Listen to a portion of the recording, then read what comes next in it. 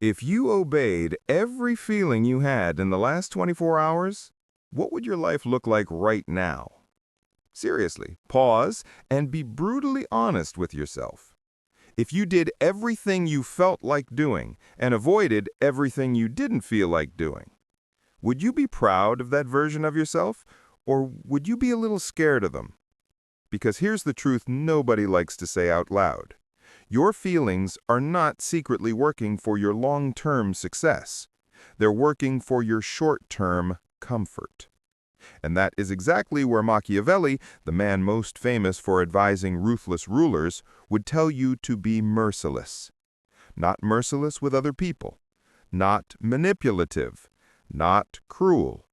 Merciless with the part of you that keeps quietly sabotaging your own life.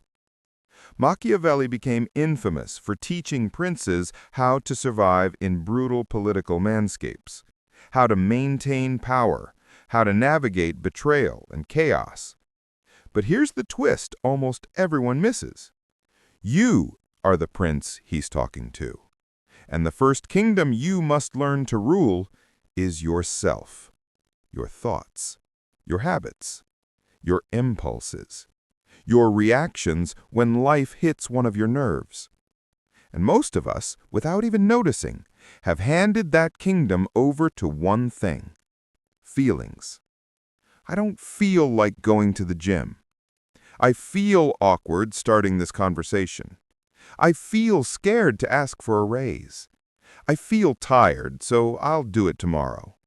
I feel like checking my phone again. You know how those stories end. You've lived them. 10 years go by, and nothing really changes, except the excuses.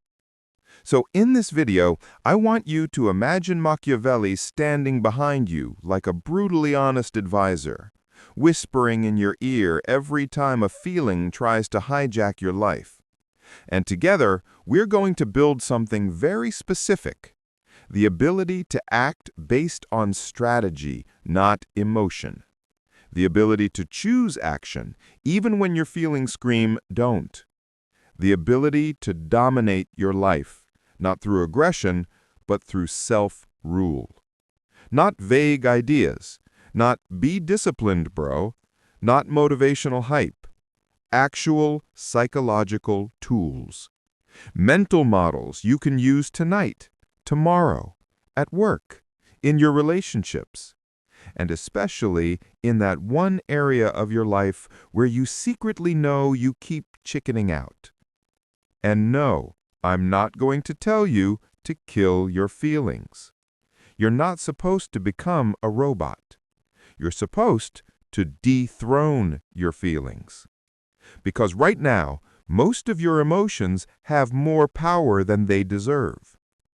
So let's begin with the first Machiavellian rule that will instantly change how you see your emotions. Rule number 1. Judge by results, not feelings. Machiavelli didn't care whether a prince felt brave, or felt kind, or felt confident. He cared whether the kingdom survived, whether the strategy worked, whether the results showed strength or weakness. So try this right now. Think of one area of your life you are not happy with: your body, your bank account, your relationship, your career, your discipline, your sense of purpose. Pick just one. Now ask yourself the uncomfortable question: where have my feelings been steering the ship here? I felt tired, so I skipped workouts. I felt like I deserved a break, so I spent instead of saving. I felt awkward, so I avoided the difficult conversation. I felt intimidated, so I stayed quiet in that meeting. Forget the intentions. Forget how understandable it all is. Forget whether you meant well. Look only at the results. The kingdom is your life. The results are the state of that kingdom. Your feelings are advisors, nothing more. Some advisors are wise. Most are not. So Machiavelli would say, keep the advisor.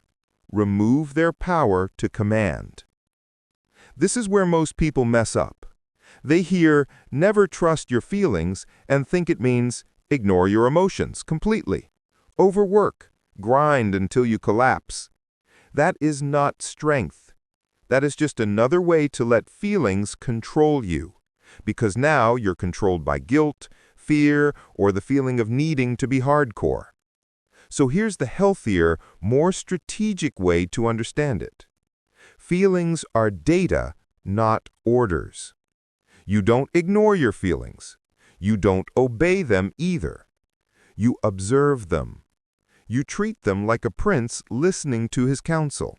He listens, he considers, and then he decides, based on strategy, not mood. To make this practical, let me give you a mental picture you can use in real time. The inner council model. Imagine that inside your mind there's a small council room with 3 voices. Voice 1, the feeling. This is the loud one, instant, emotional, dramatic. This is scary. This is boring. This is unfair. I don't want to. It reacts fast and with zero analysis. Voice 2, the strategist. This is your Machiavellian advisor. Calm, cold, focused on consequences. It asks, if you obey this feeling, what happens next? In a week? In a year? What precedent are you setting? Voice 3, the ruler. This is you, or at least the version of you that's in charge, the part of you that can zoom out, weigh both sides, and make the final call. Right now, most people don't have a ruler. The feeling just barges into the throne room and shouts orders, and you obey. Our goal is not to silence the feeling. Our goal is simply to make the ruler listen to the strategist before acting. That single shift can change your entire life.